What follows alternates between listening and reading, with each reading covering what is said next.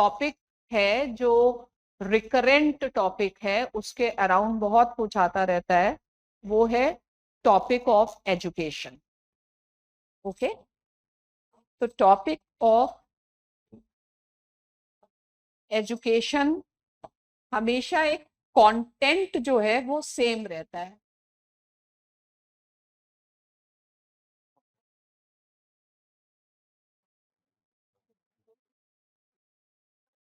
Basic content, सिर्फ topics जो हैं उनके मीनिंग्स या जैसे स्टेटमेंट्स चेंज होते रहेंगे। तो एक आपको एक बेसिक चीजें पता होनी चाहिए जिस पर आप फिर टॉपिक को देख के डेवलप करेंगे। तो सबसे पहले ये पता होना चाहिए, जब भी आप जैसे फिलोसफिकल टॉपिक है, फिलोसफिकल टॉपिक का मतलब है कि आप डीप थिंकिंग करें। और फिलॉसफी का फादर कौन है? सोक्रेटिस।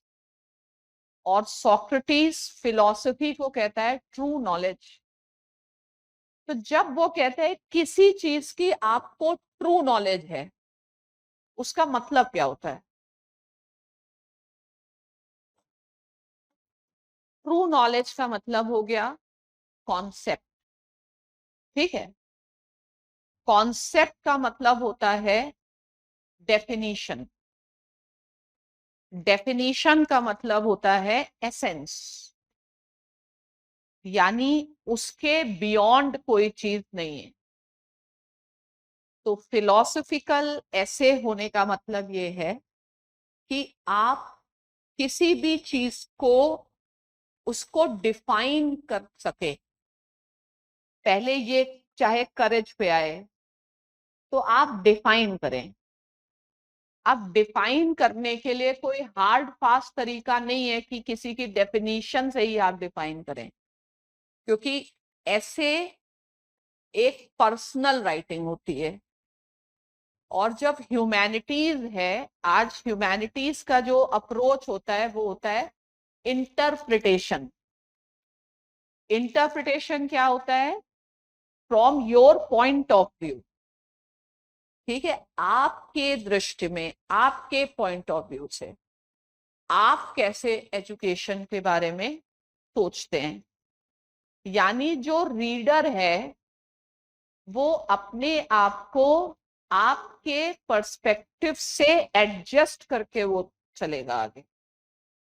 ठीक है, तो जितना आप अपनी सोच लाएंगे वो अच्छी चीज है। तो राइटिंग के दो प्रिंसिपल्स हुए। किसी भी चीज का एक जनरल चीज हुई, इन जनरल। जनरल क्या हो गया? I should define education.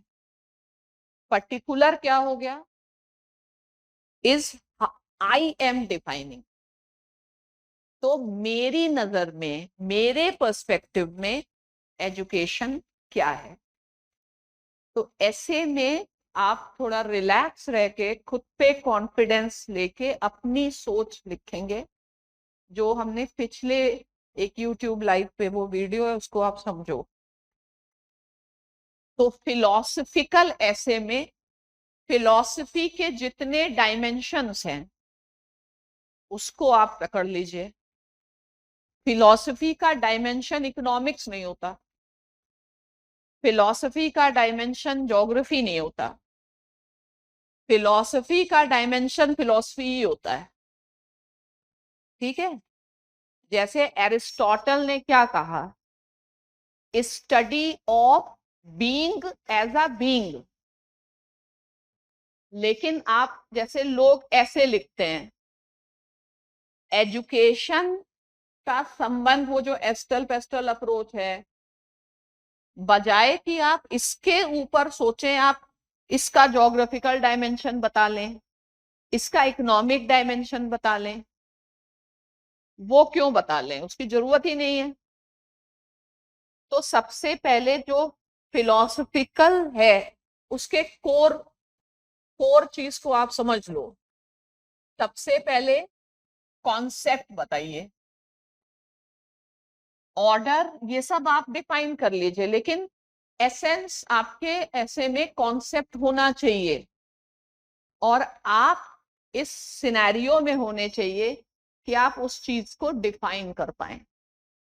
ठीक है। अब दूसरी चीज फिलॉसफी में क्या आती है, फिलॉसफी का मेथड क्या होता है।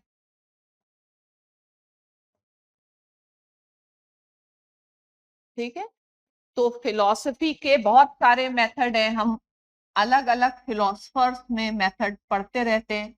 जैसे मान लो हमने डायलेक्टिक्स पढ़ा कि हम हमारे पास एक आर्गुमेंट है थीसिस, हम इसका एंटी थीसिस ढूंढे।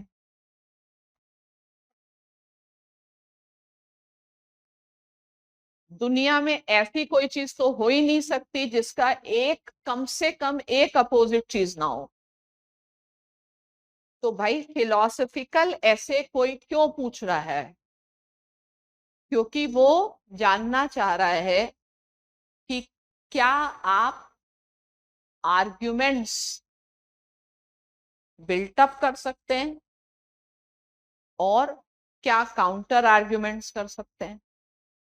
अब फिलोसफिकल मेथड का एक मेथड आज मैंने क्लास में बताया आपको, जैसे रेजोल्यूटिव कंपोजिटिव मेथड है। उसमें हम क्या कर रहे हैं, टॉपिक को ब्रेक डाउन करिए और फिर अपनी जो असेसमेंट है वो लिखिए। ठीक है।